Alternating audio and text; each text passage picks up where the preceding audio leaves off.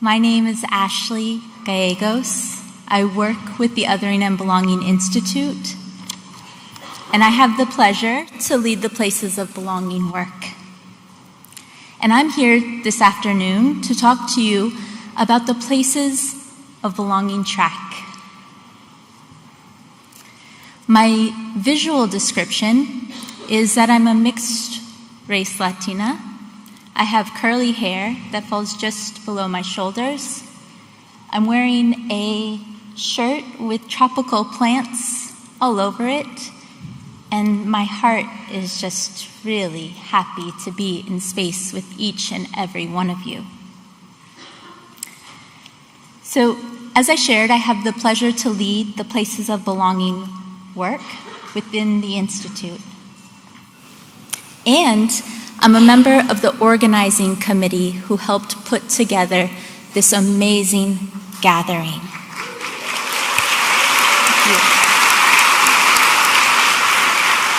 I'll tell you that in our preparations, I held just such gratitude for the team that put this together, and I had an inclination that all of you would add this extra vibrant magic into the mix. And then I hear you from the back, and I'm like, no, this group is lit. So thank you for that. So as a part of our conference design, we wanted to offer recommended pathways for participants to consider that focus on and uplift some of the biggest topics that change makers for belonging are engaging with all over the world. I'm here today to introduce the first of 3 tracks, Places of Belonging. And over the next few days, you'll hear from my colleagues, Dr. Hossein Ayazi and Basima Sizemore, who will be introducing belonging economies and a greater story of we. There are more details to each of these tracks in the agenda and on your conference app. Now on to Places of Belonging. My work here today is to introduce the track to you and the inspiration behind it. But the truth is, the inspiration behind it came from each of you and people all over the world. People who are trying to build, who are actively building for belonging in the places they are in. And they've asked us to share more about what we've seen and encountered, learned about belonging, through engaging with practitioners, through advancing our research, and through working in collaboration with many. The Places of Belonging track was designed as an invitation to all who are curious about learning more about belonging, and to those who have been building for belonging for years and decades. It's a shared learning opportunity that will allow us to hear from an array of speakers who will be covering topics of inclusion, connection, recognition, and agency, or as we at the Othering and Belonging Institute define belonging. But this gathering is not only a learning opportunity. It is also rich with connection opportunities, networking, and co-collaboration. Because the work that we have to do together reaches beyond any one place. It must be in every place that each of us comes from. Yes. So places. I want to take a quick moment to share that we were very intentional about the word place. We use it with great respect for the fact that place-based work has had a successful history behind it as a unit of focus for making change. But also because a place can be many things. It's pliable, it's flexible, it's fluid. A place of belonging can be a community group, it can be a school, a government, a business entity, a city, a state, a nation, even transnational. While experiencing and engaging with this conference, please hold the multiple places and spaces you occupy in your mind that would benefit from being built for everyone. I encourage you to use this conference and this track as an offering of expanded consideration to how you're actively building for belonging without othering. You can do this in our world through your life, through the systems and structures you occupy, and do it together in community. Some exciting features of this track are just about to happen as we turn towards belonging builders such as Roberto Bedoya, who will speak about belonging and the civic we, to Amani Barbarin, who will speak about the interdependence of disability justice and belonging, to Dr. Ruth Wilson Gilmore, who will speak about belonging as a place we build together, and into tomorrow, where we will hear from our beloved director, John A. Powell, a belonging leader and movement inspirer. In addition to these dynamic speakers, you'll also experience places of belonging woven throughout this conference designed through the arts and performances, through the Belonging Design exhibit in the Commons, and through a number of breakouts on Friday and Saturday. Now, while there will be a lot happening, undeniably, over the next few days, I want to invite you to move through the conference with an open mind and heart, and consider the talks shared and experiences gained, and in your free time or contemplation time, think about the ways that your change work can be infused with what you've learned here and by who you've met here. Beyond this conference, Places of Belonging is an initiative that we at the Institute are growing in collaboration with many. We're advancing statewide strategies towards belonging, and you'll learn in the coming days or over the coming days that we're preparing for our moonshot to make belonging without othering a global norm. The point here is that our work together will exist long after this convening ends. There will be many engagement points.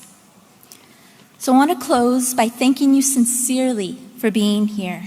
And I look forward to learning about and engaging with all of the places of belonging that arise from the power and the spirit of all of you who are in this room, everyone who is on the live stream, and people across the world.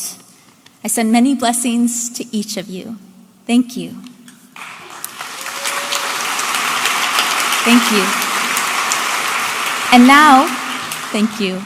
And now, I have the great good fortune to introduce to you our next speaker, Roberto Bedoya. Roberto is a local treasure, a longtime belonging builder, and is the Cultural Affairs Manager at the City of Oakland. I was first introduced to Roberto through his writing. He shepherded the City of Oakland's cultural plan, Belonging in Oakland, and many other pieces. Roberto works at the intersections of belonging, culture, art, government, and much more. Please join me in welcoming to the stage Roberto Bedoya. Good afternoon. I'm going to put my little, maybe I will, whatever. You'll tell me when I talk too long.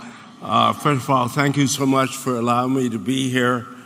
Let me tell you a story about this space, the Calvin Sylvans Theater. So, I was supposed to do the visual thing. I'm a Latino man, I'm wearing glasses, I've got black hair, I'm brown, I've got a suit on, I'm trying to be real.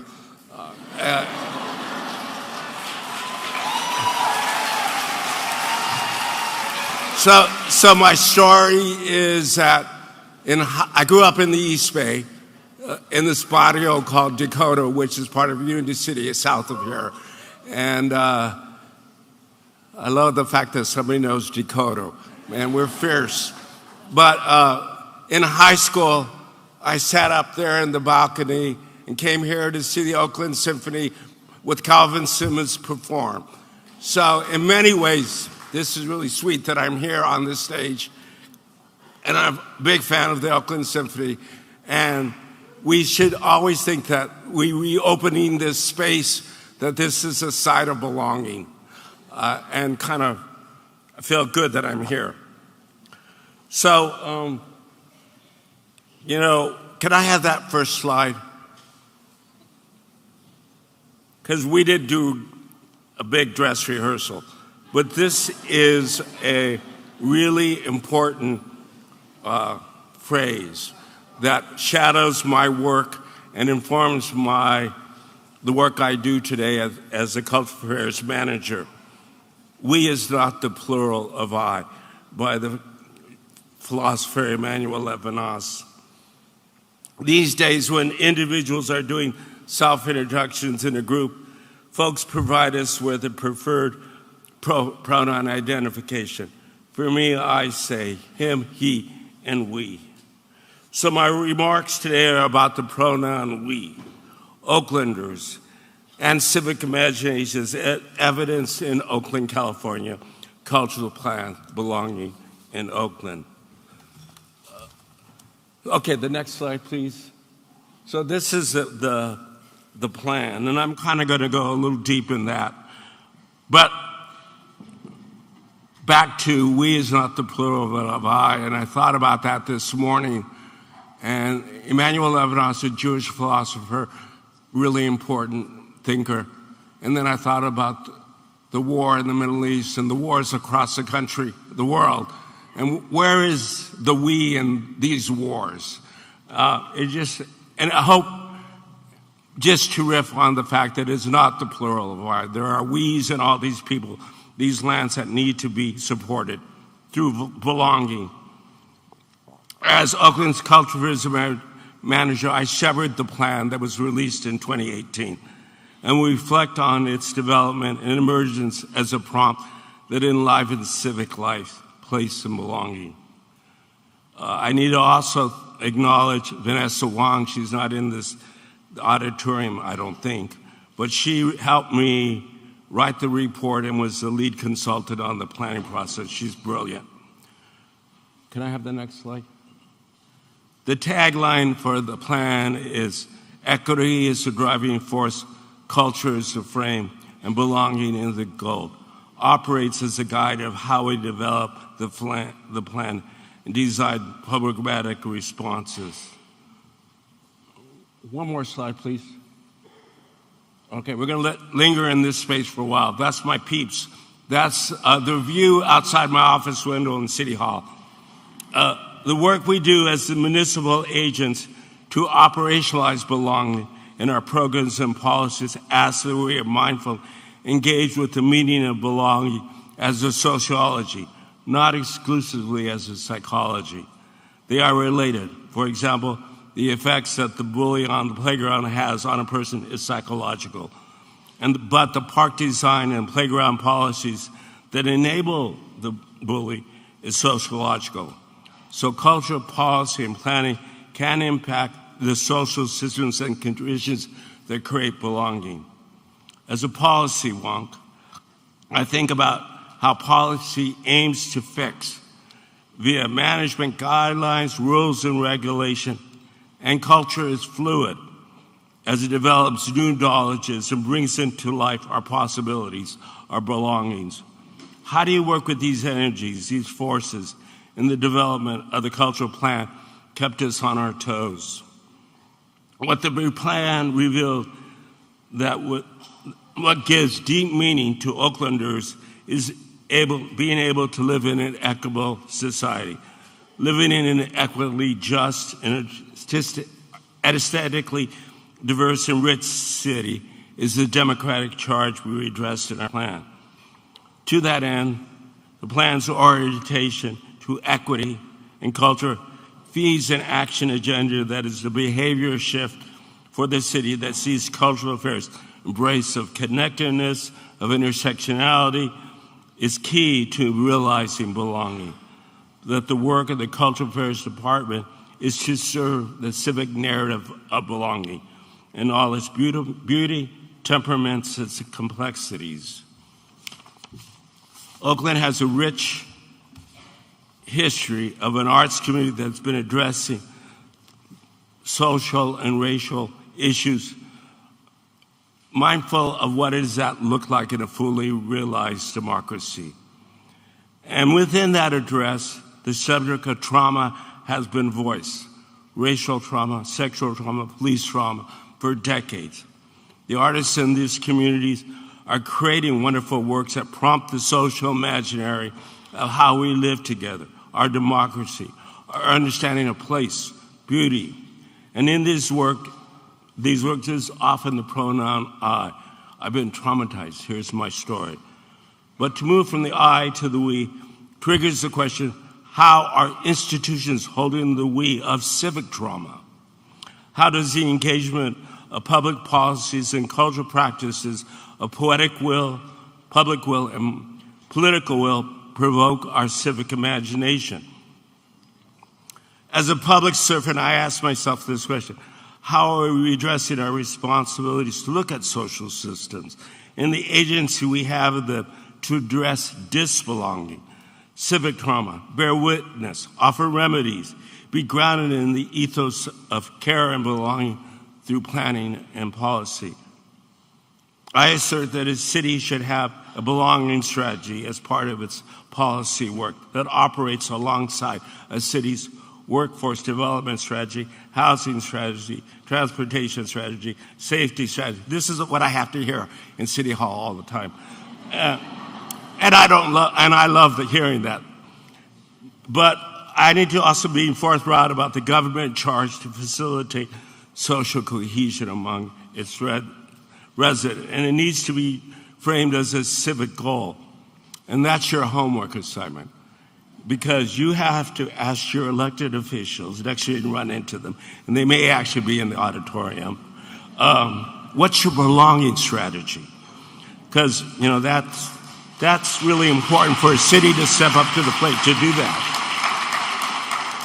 The municipal goal has to be invested, especially now in this moment of civic trauma. Sorry. This civic trauma that COVID has created as our social networks are changing, collapsing, and being reimagined. Civic trauma is about the loss of publicness, the we in civic life that enlivens locales. In post-COVID-19 pandemic and racial reckoning moments, how can a cultural plan be useful in addressing our social conditions, our municipal stresses, our civic belonging? Once again, to return to the tagline, equity is the driving force, culture is the frame, belonging is the goal. It operates as the North Star for my work and the division that I'm lucky to be a part of. And it shapes the civic engagement activities that we support in our city. It prompts civic imagination and how it operates in our locale. That is how our civic body, policy, governance, and the public realm, and creative practice, how we imagine our lives together through sound, words, music, images, design, interact, and enliven us in a community is essential to manifesting civic belonging, civic we, and publicness. I lean into public and what the scholar Patricia Reed refers to as a promiscuous public, as a comfort. The public of farmers markets, of Chinatown, of cultural districts, of street fairs, of protest marches, of being in the gallery, museum, a performance art, a watch through the parks and neighborhoods, all messy, wonderful, and promiscuous. Our cultural plan did not aim to contain the promiscuous public sphere. Our cultural plan is about publicness, the secular we that includes people you don't know. At the same time, it's about community of shared interests, of personal ties, a writers community, an ethnic community, the refugee community, the hip-hop community, the neighborhood community. Our plan is about intersectionality, how one moves between communities, the culture of fluid relations. Publicness acknowledges the encounters that happen daily in our belonging to civic society. So a few words about, I get lofty, I give myself big homework assignments, And then, like, how do you operationalize belonging? You know, let's make it real. So in some ways, what we did is reframed our grants program for artists and artist parties around activities that strengthen social networks and social cohesion via our neighborhood grants program. We did into a funding partnership that created the Belonging in Oakland Just City Fund with the East Bay Community Foundation, the Akanadi Foundation, and launched a cultural strategist and government program which placed cultural workers in City Hall that addresses civic needs. At the core of this program is belonging, scaling out belonging via neighborhood voices and scaffolding belonging through the Just City Fund and the Cultural Strategy and Government Program. As I said earlier, Neighborhood Voice is a grant program that we had in place, and we were able to refine it so that it really leaned into supporting ethnic-specific and culturally engaged efforts to bring our communities members together to foster social cohesion, offer visions of a collective future as Oaklanders, and build neighborhood vibrancy through a period of social distance and now this epidemic of loneliness that you read about. The other program is Belonging in Oakland, a Just City Fund. It's a multi-year program that funds Oakland's artists of color to radically reimagine a racially just city. The fund is a private-public partnership inspired by the vision of the plan, and it involves the Cultural Affairs Division, my shop, the Racial Justice Mission of Akanadi Foundation, and the power building commitment of the East Bay Community Foundation. The fund supports creative, multi-beneficial, and collaborations working to build pathways to a more just Oakland, to help break down old racialized tropes and envision and test new narratives, social agreements, structures, systems that lay the groundwork for freedom and liberation in Oakland. Okay, can we have that next slide?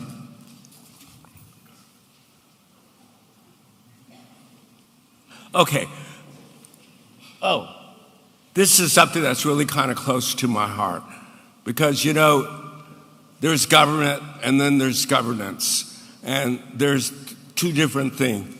And governance is sort of like how a locale and the neighborhood organizes itself. Government is the city hall and elected officials. And so I just kind of, we launched this program that was really important to bring artists into City Hall to build trust. And so to date we have funded 3 rounds of this program and funded over 20 strategists to work in various departments of government. Cultural strategists are individuals working in the realm of culture, art making, and aesthetic practice who bring unique skills and perspectives to bear on challenging civic problems. They are artists, creative entrepreneurs, traditional cultural bearers, community historians, and others who are interested in serving the public. As thought partners to government departments, the fellows do not exclusively make artistic objects. Instead, they make arguments. So, you know, it's sort of like thinking artists you don't have to make the sculpture. You can make an argument. Go for it, man. Let's change the world. The program is an investment in creative thinkers that advance dialogue, liberation, risk, and innovation, and how that can impact government systems as well as to work to build trust in government. And it's key to the work in Operation Civic Belonging. You know, when I go out into the neighborhoods and I talk to various members, you say you're from City Hall, and it's like, get out of my way, you know what I mean? But you know, that's my space. So, can I go to the next slide, please? Why I love this program, just today, it was released online. So this is our report, and you can go to, I forget the URL, but you can find it. I should know better. My colleagues in the House will yell at me afterwards. But all you have to do is the Cultural Strategist in Government program. And we never really backed away from using belonging in what we do. A key word for me in my policy-making role at the city and the planning process is relation. And I don't mean relationship, it means relations. I come to this term like an awkward guest and moved into a sphere of thought that bewilders me. My association with relation is poetic and complex.